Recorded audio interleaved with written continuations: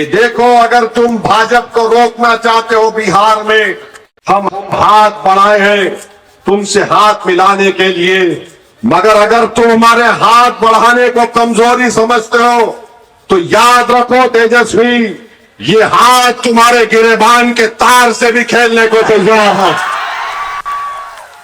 ये हाथ जब हम बढ़ाते हैं तो ये कमजोरी की निशानी नहीं, अल्लाह ने इस हाथ में बहुत ताकत दी, अल्लाह ने इस दिमाग में बहुत सलाहियत दी। हम दिमाग और अपनी हाथ की ताकत पर हर एक से मुकाबला करने को तैयार है, चाहे मोदी हो, अमित शाह हो, नीतीश हो या राजद का कोई नेता हो।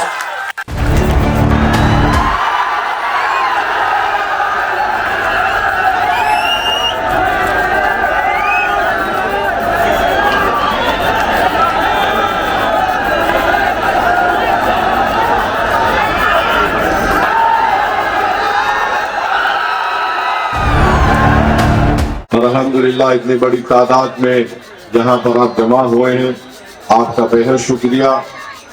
और 3.5 घंटे देर से पहुंचने के बावजूद भी यहां पर आपकी मौजूदगी इस बात का पैगाम देती है कि बहादुरगंज की जनता ने एक फैसला ले लिया कि आने वाले असेंबली के इंतखाबात में वो गद्दारों का साथ नहीं देंगे, वफादारों का साथ देंगे इंशाअल्लाह ताला।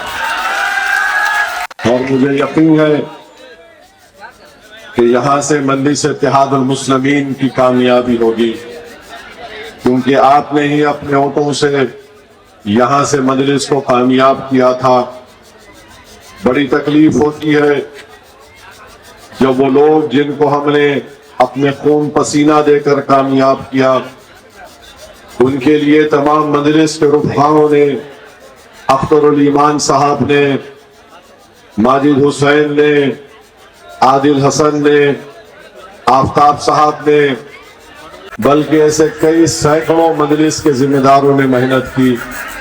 और जीतने के बाद इन्होंने गद्दारी की, मुझसे नहीं बल्कि सीमांचल की गरीब आवाम से गद्दारी की। और 4 हमारे विधायक को राजद के लोगों ने, उन्होंने जमीन अपना बेचा और इन्होंने उसको खरीद लिया। मगर आप जानते हैं कि जो लोग अपना जमीन नीलाम करने के लिए तैयार हो जाते हैं, वो कभी भी किसी भी वक्त भी बीजेपी का भी साथ दे सकते हैं। मेरे अजीज दोस्तों और बुजुर्गों, मैं शुक्रगुजार हूं आप लोगों का, यहाँ पर इतनी बड़ी तादाद में आपको यहाँ पर देखकर यकीनन इससे हमारे हौसले बढ़ते हैं और हमको यकीन होता है कि जिन्होंने अपने जमीन की नीलामी की वो तो नीलाम हो गए और बेनिकाब हो गए, मगर जिन्होंने अपने वोट से उनको कामयाब किया था वो आज भी अल्हम्दुलिल्लाह मजलिस इत्तेहादुल मुस्लिमीन के साथ है। मैं आपका शुक्रिया अदा करना चाहता हूँ कि पार्लियामेंट इलेक्शन में भी आपने बहुत बड़ी तादाद में यहाँ पर मजलिस इत्तेहादुल मुस्लिमीन के उम्मीदवार जनाब अख्तरुल ईमान साहब को के हक में अपने वोट दिया। और उनको कामयाबी तो नहीं मिली, मगर अल्हम्दुलिल्लाह आपने अपनी वाबस्तगी का सबूत दिया। मुझे यकीन है कि जो आइंदा होने वाले असेंबली के इंतखाबात में आप मजलिस को अपना वोट देकर कामयाब करेंगे। यहाँ से जो अपना जमीर बेचकर चला गया, उन तमाम ने कहा कि मजलिस में रहकर हम बहादुरगंज के लिए या कोचा दामन के लिए या फिर दीगर मुकामात में हम विकास का काम नहीं करवा सकते हैं। मैं उनसे पूछना चाहता हूं, बताओ अख्तरुल ईमान को तुमने अकेला छोड़ दिया, मगर उस एक अख्तरुल ईमान ने अपनी विधानसभा में 800 करोड़ के डेवलपमेंट के काम करवाए। तुमने क्या किया? तुम्हारा डिप्टी चीफ मिनिस्टर था, तुमने कौन सा काम यहां पर बहादुरगंज में कराया? तुमने झूठ बोलकर मजलिस का साथ छोड़ा और तुमने बहादुरगंज की जनता के लिए कोई काम नहीं किया।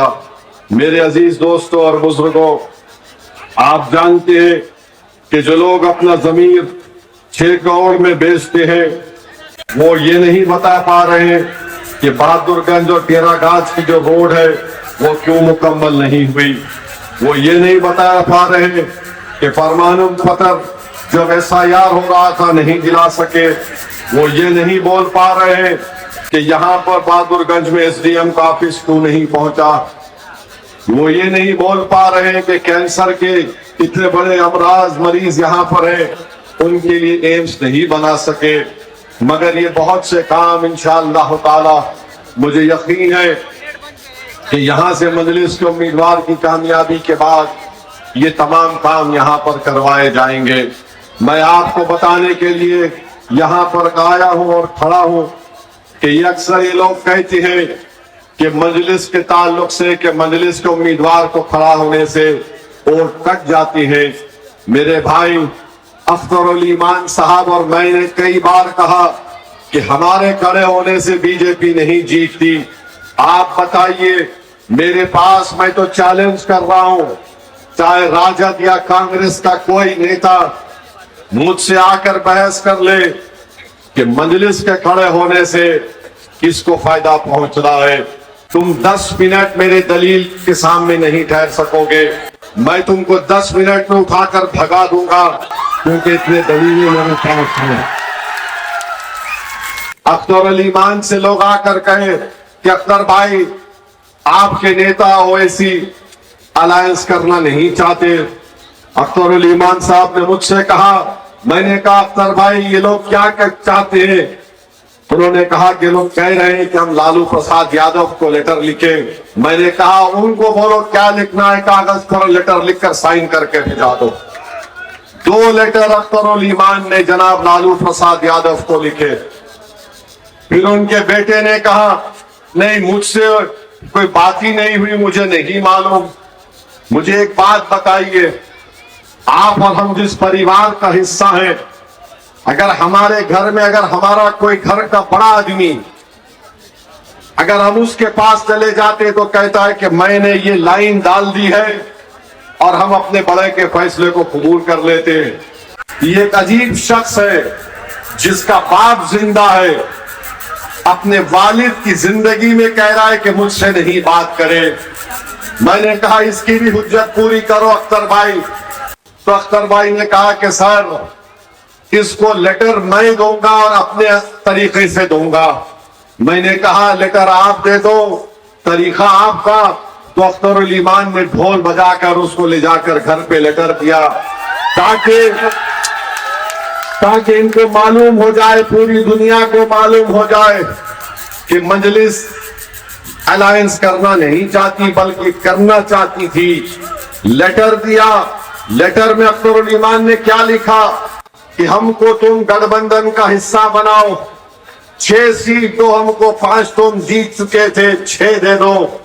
और अगर तुमको सत्ता मिलती किसी में से हम अगर 6 जीत गए तो मंत्री मत बनाओ, सीमांचल से इंसाफ करो, सीमांचल डेवलपमेंट काउंसिल बनाओ, ताकि ये भारत का सबसे पसमानदा इलाका है, जहां पर खुशहाली आए, यहां पर इंसाफ हो। बताइए कौन सी गलती हमने की। इतना खुला लिख कर दे दिए। मगर मैं उन लोगों को एक पैगाम देना चाह रहा हूं, याद रखो हमने तुमको खत लिखकर कमजोरी की निशानी नहीं पैदा की, कमजोरी का पैगाम नहीं दिया।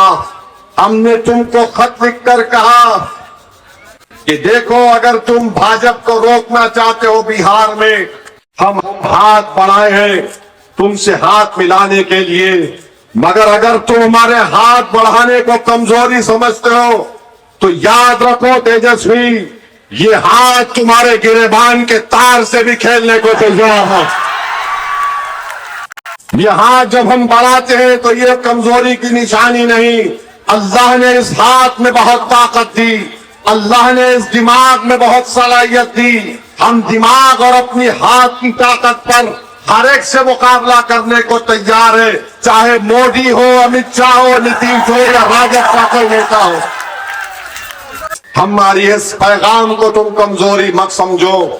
अरे ज़र्फ होना चाहिए, तुमने मेरे 4 MLAs को खरीद लिया, उसके बावजूद भी मैं कह रहा हूं कि हमको बिहार में बीजेपी को रोकना है, क्योंकि अगर खुदा ना खास्ता लाखों बार अगर एनडीए जीतता है तो नीतीश मुख्यमंत्री नहीं रहेंगे, कोई बीजेपी का आदमी मुख्यमंत्री बन जाएगा। वो मैं नहीं चाहता, हम कोई भी नहीं चाहते, इसीलिए हमने अपना हाथ बढ़ाया है। अगर तुम हाथ बढ़ाने को कमजोरी की अलामत समझते हो, ये हाथ बहुत नाराज है तेजस्वी, तुम्हारे गिरेबान के तार हम इससे खेलेंगे, याद रखो। मेरे अजीज दोस्तों और बुजुर्गों, जो बोलकर बहादुरगंज से छोड़कर तेजस्वी के दामन में जाकर बैठ गए कि मजलिस में रहने से विकास का काम नहीं होता, अरे तुमने क्या उखाड़ लिया? अख्तरुल ईमान मंत्री नहीं है, मगर अपनी विधानसभा में अख्तरुल ईमान ने अल्हम्दुलिल्लाह 800 करोड़ के कामों की शुरुआत कर दी। ब्रिज का काम चल रहा है। बताओ तुमने क्या किया? तुम सिर्फ धोखा देने में माहिर हो, तुम पीठ में खंजर घोंपने वाले हो, तुम सीमांचल के गरीबों के ख्वाबों को चूकनाचूर अगर तुम करना चाहते हो तो मैं सीमांचल की जनता को पहले ही पैगाम दिया हूं, याद रखो, अगर दुनिया मेरा साथ छोड़ देगी बहादुरगंज की जनता, तुमको एक दीवाना दुनिया में मिलेगा जो खड़े होकर सीमांचल जिंदाबाद, सीमांचल जिंदाबाद, सीमांचल जिंदाबाद कहता रहेगा। हम यहां पर 2015 में आए, हमको कामयाबी नहीं मिली, दुश्मन समझे कि कामयाबी नहीं मिलेगी, वो ऐसी छोड़कर चला जाएगा। दुनिया नहीं जानती कि मैं दीवाना हूं। अगर किसी से मोहब्बत का दावा करता हूं तो मैं अपने आप को मिटाने को तैयार हूं, मगर उनको अपना पीठ कभी दिखाने के लिए तैयार रखा न कभी दिखाऊंगा। मैं साथ नहीं छोड़ूंगा सीमांचल का, जब तक अल्लाह असदुद्दीन ओवैसी को जिंदा रखेगा। मैं जब तक जिंदा रहूंगा सीमांचल और गरीबों की आवाम की लड़ाई लड़ता रहूंगा। मुझे अल्लाह काफी है।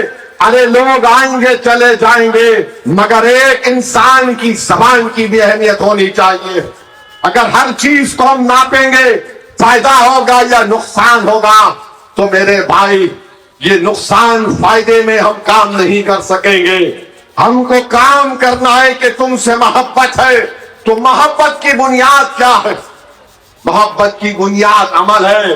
किसी शायर ने अच्छा कहा था कि अकल को तनकीद से फुर्सत नहीं, अकल को तनकीद से फुर्सत नहीं, इश्क पर अमल की बुनियाद रख। तो हम इश्क करते हैं सीमांचल से। लोग दुनिया उसको एक तरफा कहे, दो तरफा कहे, उसका मतलब नहीं लेना है, सिर्फ हमको काम करना है सीमांचल के। तो आज मैं आपके दरमियान में आया हूं, दोबारा उस बात को रखने के लिए आया हूं कि मजलिस सीमांचल के साथ है, और आपका दिल गवाही देगा कि जब तक मजलिस नहीं आई थी, सिवाय मरहूम तस्लीम साहब के कोई सीमांचल नहीं बोलता था। मगर जब से अख्तरुल ईमान ने मजलिस की क़यादत को संभाला, मजलिस के झंडे को सीमांचल में हमने गाड़ दिया अख्तरुल ईमान की क़यादत में, तो तेजस्वी को भी मजबूरन बोलना पड़ा सीमांचल, सीमांचल, सीमांचल। ये किसने कहा? मजलिस ने कहा। तो आज सब सीमांचल कह रहे, बल्कि मोदी ने भी कह दिया सीमांचल। तो मालूम हुआ कि जब भाईजान बोलते हैं तो तेजस्वी और मोदी को भी उसी सुर में बोलना पड़ता है। ये तुम्हारी ताकत है, ये आपका सियासी शऊर है, ये आपकी मजलिस से वाबस्तगी है। मेरे अजीज दोस्तों और बुजुर्गों, हमने तो पूरी कोशिश कर ली, मगर हमको चुनाव लड़ना है और बराबर लड़ेंगे इंशाअल्लाह ताला। चाहे जहां पर हो, कोटा दामन हो, रुकनुद्दीन जहां से है, शाहनवाज जहां से है, तुम तैयार हो जाओ। मैं तुमसे आकर जमहूरी तरीके से जंग करूंगा, जंग करूंगा। ये मेरी जाती जंग नहीं होगी। इन गरीब आवाम को तुमने धोखा किया है, इनके ख्वाबों को तुमने चुकनाचूर करने की कोशिश की। वो गरीब आवाम जो हिंदुस्तान के कोने कोने से अपने पैसों से खर्चा कर आकर तुमको वोट डाला। और मैं जानता हूं इलेक्शन से 2 दिन पहले तुम लोग क्या कर रहे थे।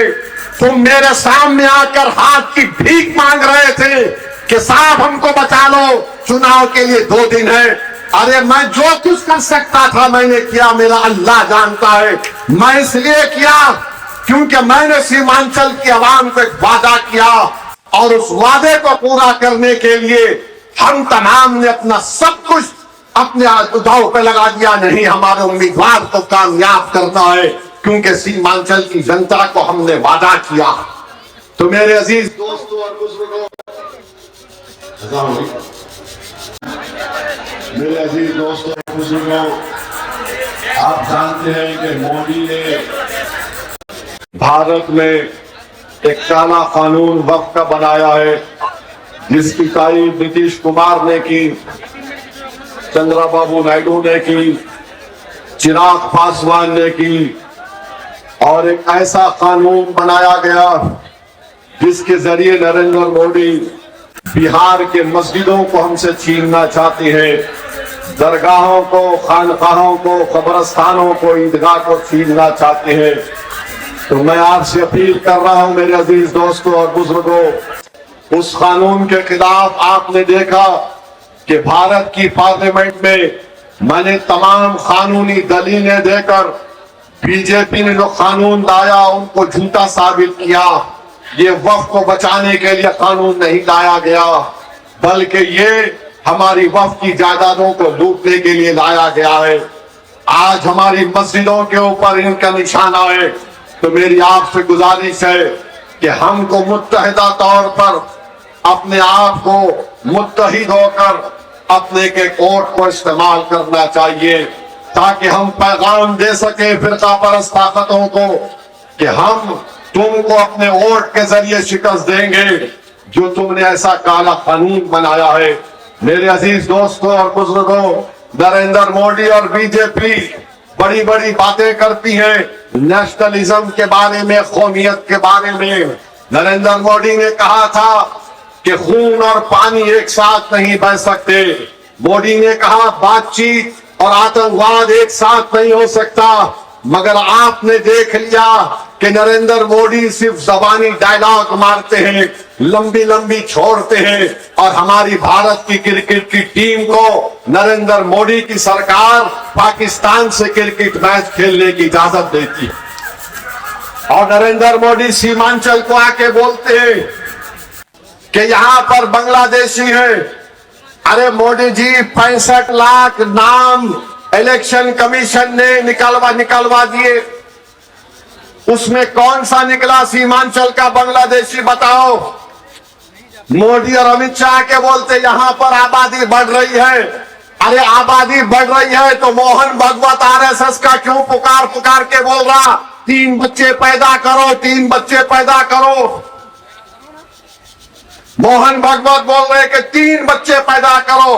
कल तक बीजेपी आरएसएस बोलती थी कि मुसलमान बहुत बच्चे पैदा कर रहे। मैं उस वक्त भी आज भी कह रहा हूं कि मुसलमानों का TFR रेट सबसे ज्यादा गिरा है, 2.1 पे आ चुका है। मगर मोदी और अमित शाह एक नया सोचा छोड़ रहे, नहीं सीमांचल में घुसपैठी आ गए। अरे कहां है घुसपैठी? अगर घुसपैठी आए तो अमित शाह सो रहे हैं। BSF आपकी है, मोदी की हुकूमत में घुसपैठी कैसा आ गए? बांग्लादेशी। अरे बीजेपी और आरएसएस वालों, ये जो बांग्लादेश का बॉर्डर है मैं तुमको चलकर दिखाऊंगा। भारत की जमीन पर ठहर कर मैं तुमको दिखाऊंगा कि हमारी जमीन के सामने चीन वहां पर एयरपोर्ट बना रहा है।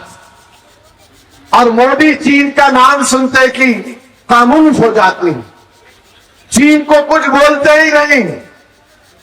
चीन के बारे में नाम लो, चीन से हाथ मिला लिए। बांग्लादेश में इनकलाब आ गया, हमको खबर नहीं। श्रीलंका में इनकलाब आ गया, हमको खबर नहीं। नेपाल में इनकलाब आ गया, इनको खबर नहीं। आप समझे इनकी क़यादत। नेपाल तो बाजू है, अगर वहां पर कोई छीके तो हमको मालूम होना ना। जनता रोड पे निकल के वहां के वजीर आजम को कपड़े उतार कर मार रही है। मोदी जी को पता ही नहीं है,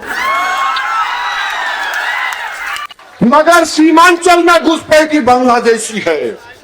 वाह मोदी जी, आप सो रहे हैं या जाग रहे हमको पता नहीं। नेपाल की आवाम तो रोड पे निकलकर नेपाल के नौजवानों ने अपनी हुकूमत का तख्ता ही पलट दिया, मगर दिल्ली के बादशाह को खबर ही नहीं है।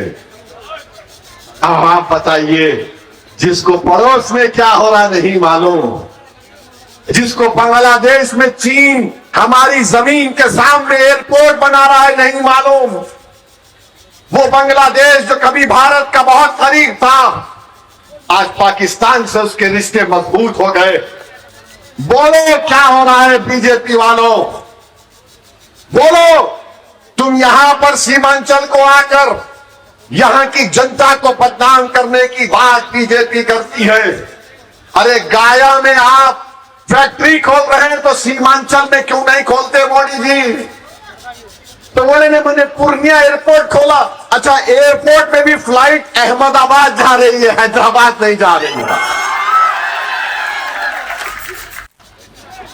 यहां पर हाई कोर्ट का बेंच क्यों नहीं खोला जाता? जब झारखंड नहीं बना था तो यहां पर बेंच था। यहां पर लोग बीमार होते हैं, एम्स नहीं खोला जाता। जलालाबाद से किशनगंज तक रेलवे ट्रैक की जरूरत है, नहीं खोला जाता। और वो कोचा दामन का जमीर फरोज जो भाग गया, उसमें स्टेशन नहीं खुलता। मगर मोदी जी आके बोलेंगे भाइयों बहनों, सीमांचल में घुसपैठी आ रहे हैं। आप क्या सो रहे थे? आप प्रधानमंत्री हैं, बॉर्डर सिक्योरिटी फोर्स है, कैसे आते बांग्लादेश से लोग? मगर बदनाम करना सीमांचल को। मोदी जी, सीमांचल की जनता आपको भी जवाब देगी इंशाअल्लाह इलेक्शन में, आपको भी जवाब देगी। ये सीमांचल की तौहीन है। अब आप देखिए, बोलते हैं कि जीएसटी हमने कम कर दिया। अरे गरीब के पास पैसा नहीं है खर्चा करने को। सीमांचल के किसान को फसल की कीमत नहीं मिलती, अनानास की कीमत हो, केले की कीमत हो, चावल की कीमत हो, मकाई की कीमत हो। मगर मोदी जी बोल रहे दिल्ली के बादशाह, मैं भाइयों बहनों जीएसटी कम कर दिया।